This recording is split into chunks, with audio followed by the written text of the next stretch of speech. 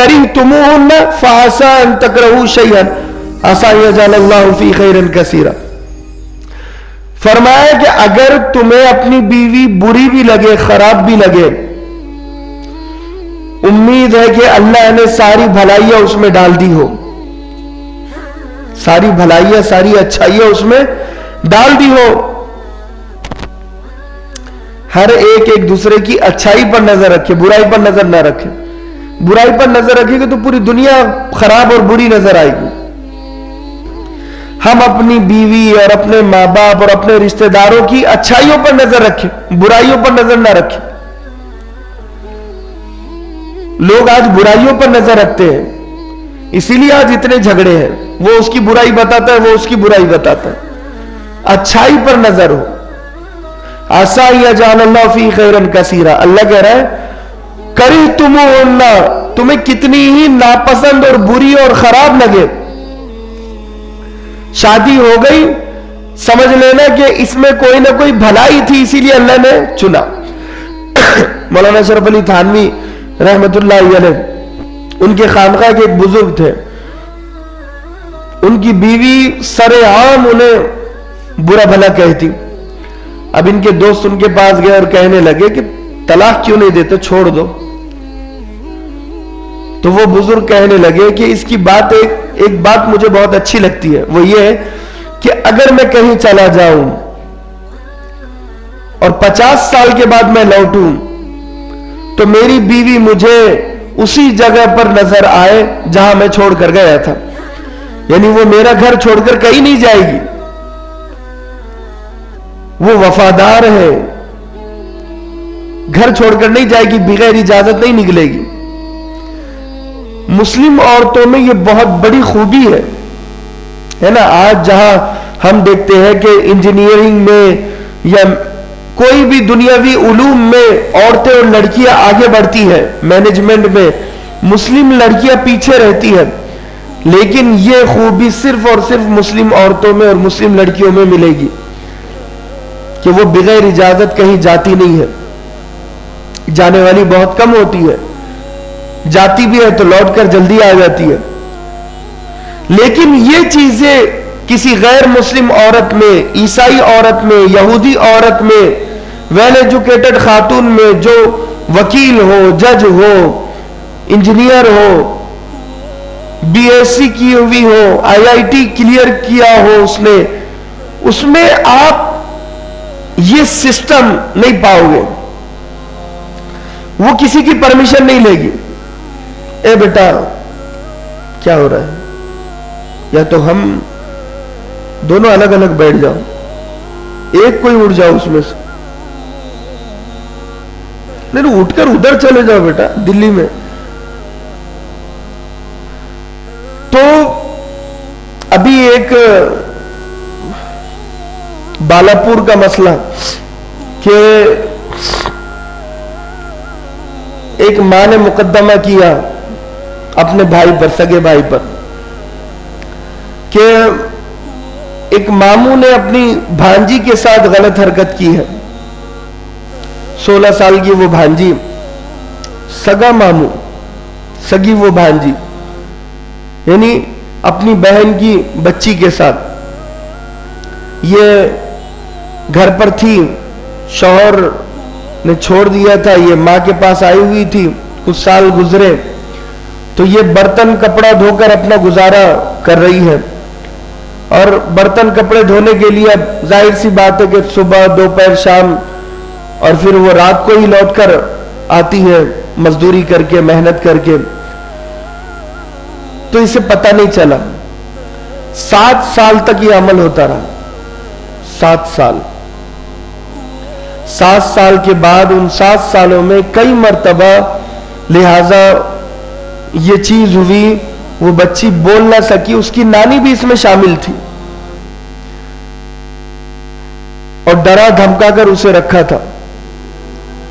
बाद में अब वो मामू पकड़ा गया और हिरासत में गया। ये एक मुस्लिम घराने का वाकया मैं बता रहा हूं। जहां तरबियत नहीं होगी, दीन नहीं होगा, तो वहां ऐसे मामला बहुत हो गए। इसलिए दीन और तरबियत दोनों भी जरूरी है। मिर्जा मजहर जाने जाना रहमतुल्लाह अलैह का वाकया है कि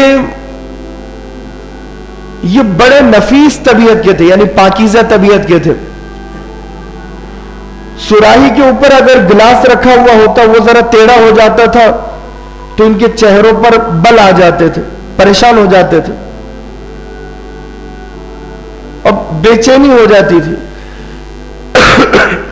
शादी से पहले यह आलम था। होते कुछ लोगों को हर चीज एक्यूरेट चाहिए, गिलास, बर्तन, कपड़े, चप्पल, हर चीज सजी हुई चाहिए। ऐसे होते हैं सिस्टमेटिक लोग, वैसे ही टाइप के थे मिर्जा मजहर जाने जाना रहमतुल्लाह अलैह। और बिस्तर, अगर शिकन आ जाता बिस्तर पर, यानी बिस्तर थोड़ा सा खराब हो जाता, गोदड़ी खराब हो जाती, तकिया कोई, तो वो रात भर सो नहीं पाते थे। ये तबीयत थी उनकी, नेचर था। जब शादी हुई, शादी के बाद वैसी बीवी मिली है कि जो बीवी इनके बिल्कुल अपोजिट, यानी उस बीवी को कोई चीज जगह पर सलीके से रखने की आदत नहीं थी, बिगाड़ कर रखने की आदत थी। ये गिलास सीधा करते, वो गिलास गिरा देती, ये बिस्तर सीधा करते, वो बिस्तर टेढ़ा कर देती। तो इनकी तबीयत बड़ी पाकीज़ा तबीयत थी। तो इनकी खानका में एक नौजवान आया अपनी बीवी का केस लेकर के, मेरी बीवी ऐसी है वैसी है। वो कहने लगे, मियां इस खानका में 50 साल हो चुके हैं और अल्लाह ही बेहतर जानता है कि विलायत और इस्तिकामत कितनी मुश्किलात से मिली है। मैंने अपने आप को बदला, अपनी तबीयत को बदला, अपने सोचने के तरीके को बदला, तब जाकर मजहर मिर्जा मजहर जाने जाना बना है। अपने आप को बदल दिया। भाई जैसा चल रहा है वैसा चलने दो, गिलास टेढ़ा हो रहा है होने दो, बिस्तर टेढ़ा हो रहा है होने दो। ये गिलास की वजह से झगड़ा कर लेना, बिस्तर की वजह से झगड़ा कर लेना, नमक नहीं है उसकी वजह से झगड़ा कर लेना, और खूब जंग हो रही है मियां बीवी की और बच्चे देख रहे हैं। अच्छा एग्जाम्पल नहीं होता है सेट। फिर ये बच्चे आगे जाकर हमारी नस्लों में अच्छे शौहर, अच्छी बीवी कहीं नहीं मिलेंगे। फिर अच्छा शौहर कहीं नहीं मिलेगा, अच्छी बीवी कहीं नहीं, शादियां कामयाब ही नहीं होंगे। हम जो आज इतने अच्छे से बैठे हुए हैं, ये हमारे बड़ों ने, पूर्वजों ने अपनी शादियां कामयाब बनाई है, इसीलिए हम अच्छे से बैठे हुए हैं। उन लोगों को पूछ लो कि जिनके बड़ों ने अपनी शादियां कामयाब नहीं बनाई, कि वो किस तरह मुसीबत में अपनी जिंदगी गुजर बसर कर रहे हैं। ईसाइयों में नाना दादा परदादा का कोई वजूद ही नहीं है, यहूदियों में भी नहीं है, गैर मुस्लिमों में भी नहीं है। अक्सर शादियां 2-5 साल चलती है, टूट जाती है।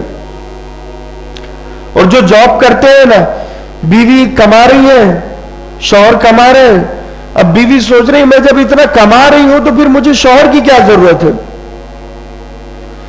उसको खुद रियलाइज होता है, वो सोचती है कि यार मैं भी कमा रही हूं, वो भी कमा रहे हैं, मैं एक अपना फ्लैट ले सकती हूं।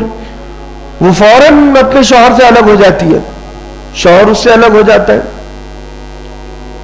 जिंदगी भर वो परेशान, ये परेशान। और इनसे होने वाली औलाद को न मां का प्यार मिलता है, न बाप का प्यार मिलता है। और ये जो औलाद है, अब इसका जो खानदान है ऊपर वाला, वो तो खत्म हो गया। अब अगर ये अपनी शादी को कामयाब बनाएगा तो इसके पोतरे और पोतरियां, नवासे और नवासिया एक अच्छी लाइफ जीएंगे, जिंदगी गुजारेंगे, बिकॉज इसने अपनी जिंदगी को कामयाब बनाया, इसने एक अच्छी शादीशुदा जिंदगी गुजारी है। अगर मैं हूं, अगर मैं अपनी शादी कामयाब नहीं बनाता हूं तो इसका खमियाजा भुगतना पड़ेगा बच्चों को, हमारे बच्चों को। अगर वो कामयाब नहीं बनाती है तो उनके बच्चों को। अगर एक शादी कामयाब होती है ना तो पूरी नस्ल कामयाब हो जाती है। बात समझ में आ रही? अल्लाह कह रहे समझ में आए। ये शादी को अहमियत कुरान में क्यों दी है? क्योंकि एक आदमी अगर इसको समझकर अपनी शादी को कामयाब बनाएगा तो एक पूरी नस्ल महफूज हो जाएगी। लेकिन अगर एक आदमी अपने ईगो में, गुरूर में, तकब्बुर में, घमंड में, मैंपने में, कुछ लोग हैं वो औरत को पैर की जूती समझते हैं, वो सोच भी वैसे होती है। कुछ लोग औरत को आगे बढ़ना वो गवारा नहीं करते, जहालत वो समझते कि भाई तुम चूल्हा चक्की तक रहो अपने। मैं आपको बता दूं कि बीवी के हुकूक में खाना बनाना कहीं नहीं है, खाना बनाना खिलाना कहीं नहीं है।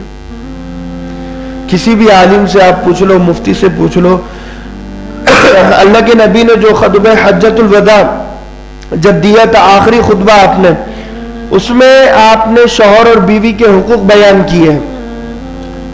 उसका मैं आपको मफहूम समझा देता हूं। उसका मफहूम यह है कि बीवी की जिम्मेदारी है कि ये शौहर के घर में रहे और शौहर की इजाजत के बगैर घर से ना निकले।